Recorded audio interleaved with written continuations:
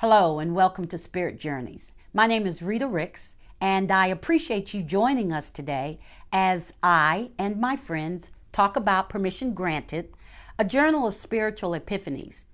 We're going to share our thoughts today about these epiphanies, just a few of them, and I just want you to sit back and listen. I want you to hear and embrace whichever ones impact you, and I want to hear back from you. So take your time. Slow down, listen to the conversation, and we'll talk on the other end. Thanks. Ladies, welcome to Spirit Journeys. I am delighted that you are with me today. I am excited about talking about Permission Granted. And so we're going to spend time just allowing you to share your thoughts about the epiphanies that you've chosen. And we're going to take our time, and we're going to enjoy ourselves, and we're going to be authentic. All right? Yes, so Kim, Heather, yes, and Camille, thank you. All right? You ready to start? Yes, ma'am. Yes. Kim, I'm going to start with you since you're closest to me. What's your first number? My first number was 17? 17. Wonderful.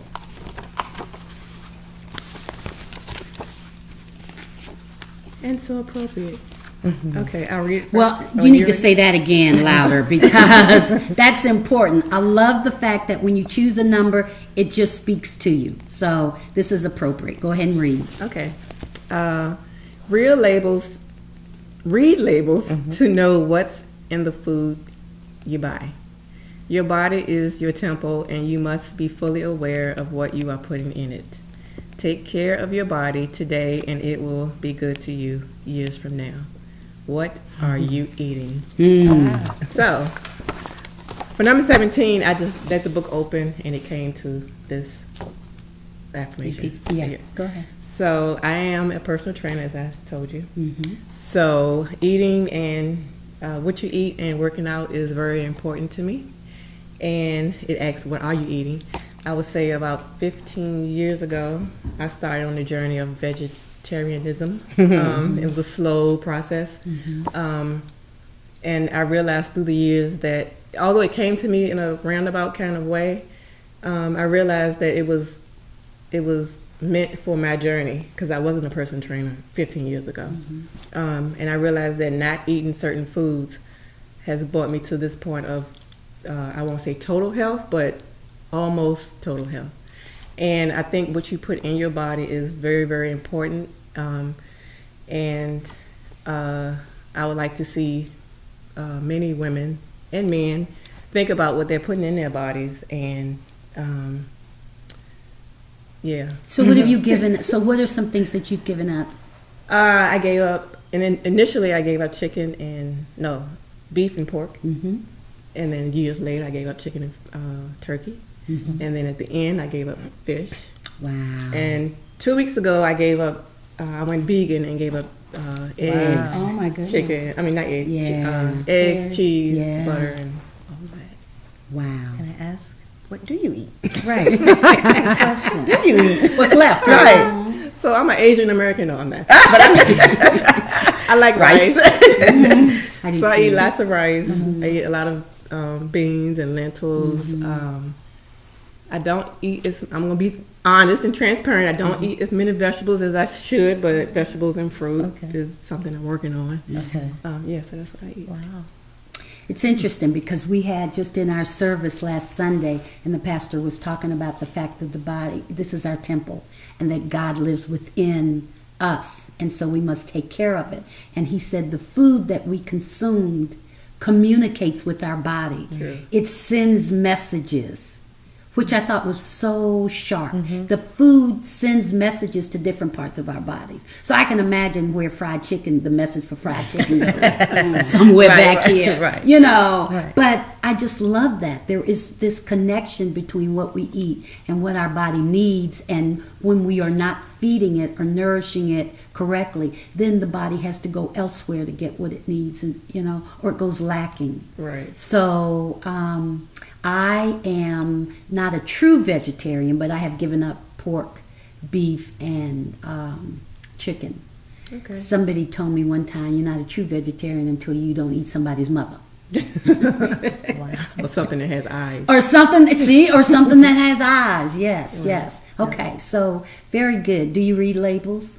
I do. Yeah. I do. Yeah. And what are you looking for? I don't read them particularly for calories and whatnot, but I read them for ingredients because if the ingredient list is small, like less than, I'd say 5, but I like to say 2 or 3, then you're good. Because if it has 15, 17, 20 different ingredients that you can't pronounce, right, then just know that it's not good. Oh, that's so interesting. So you don't even have to read the fat and all that other stuff Okay. if you have 1 or 2 ingredients. Okay.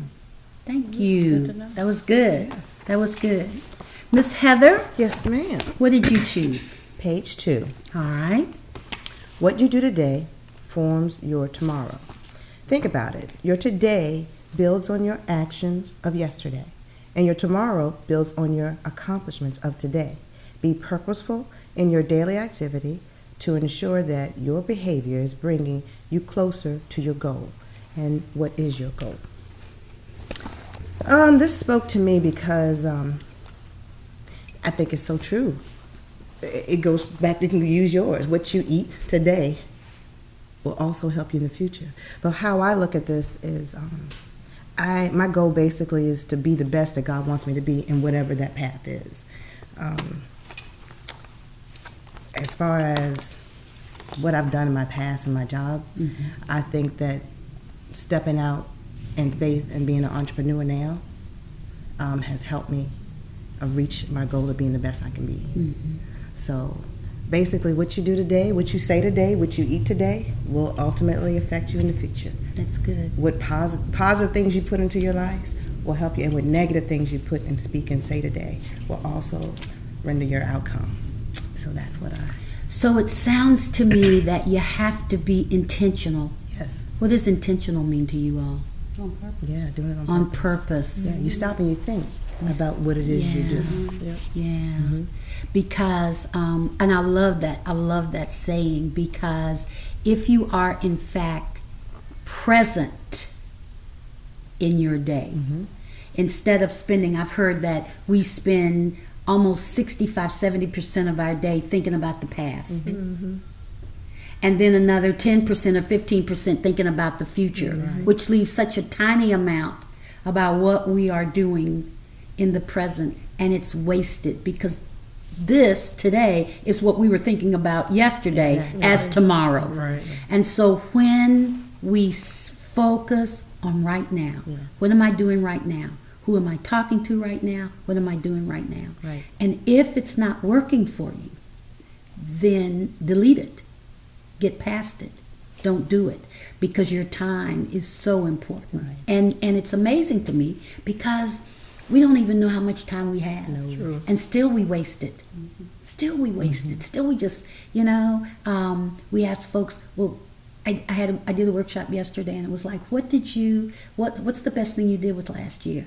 I don't know. How do you go through a whole year? I don't want you all, I don't want anybody to have to say that. Yeah. You need to be intentional and focused in order to know what your day is. Right. So what you do today forms your tomorrow, and it's your choice. Yes. It is your choice. And you can make choices out of love and or fear. Yeah. But you can't do You have to both. do, You right? can't That's do it. both. Yeah. So if you are intentional and you are taking your time, you have time to discern, am I making this decision because I'm afraid, or am I making this decision because I love? That's good. Yeah. Okay? Yeah. All right. Miss Camille, Yes. what do you have? Number 6 says, sometimes it's all about not doing anything. You feel like I'm not doing anything, so nothing is happening. That's not necessarily the case. As human beings, sometimes it's okay to just be. How does it feel trying to be still right now? So on the surface, this contradicts yours and yours, because you all spoke more of action. And this one is saying that it's okay to just be. But sometimes you can do a lot more by just sitting and being still and listening to what God is telling you to do. Because you've spoken before of action versus activity. So you can be busy with movement and not get anything accomplished. So this one, to me, who is a very extroverted personality, tends to want to, I tend to be driven to the front of the class and the top of the conversation, and sometimes that's okay, and sometimes it's more effective for me to just sit back. So it is about strategic, purposeful movements and reading the labels, not just of physical food, but the spiritual food that we take in. What are you taking into your body? What are you reading? What are you watching? What are you listening to? All of those things are important. And you have to be able to ingest all of that to be able to be all that God wants you to be. And you know, I say all the time that we are human beings, not human doings. And so when a client tells me, oh, I've been too busy to do, then you're running from something. You're running from something, because that whole notion of being present is about being very aware of what's around you. And this multitasking is, it's a mess, because how can you be effective if you're doing more than one thing? So the being, I just absolutely love. And I know that it works, because if you are always talking, and if you're always listening, and if you're always around people and there's noise, how can you possibly discern what it is God wants for you? What is it that He wants you to do? And so you have to spend the time being quiet, really quiet, not just really quiet, where you maybe are in a retreat center of some kind. Because even if you decide I'm going to be at home all day today, you know, you may decide, well, you know, it's a little dusty over here. I'm quiet, so I'll dust while I'm quiet. Or I'm hungry, so I'm going to fix lunch. And that's not being quiet.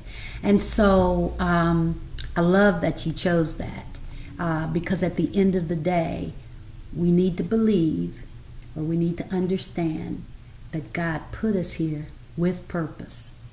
And if we're going to be all that He wants us to be, we have to hear Him. Thank you for staying with us. I hope that you enjoyed what you heard. I hope that you will purchase the journal, and you can purchase it by going to www.speaktoyourspirit.com. It's an opportunity for the journal to just kind of figure out what's going on in your head, and you can write your thoughts down. And I'd love to hear from you. So again, go to www.speaktoyourspirit.com, buy the journal, and let me hear from you. My name is Rita. I'm speaking to your spirit, and I'm asking you to breathe.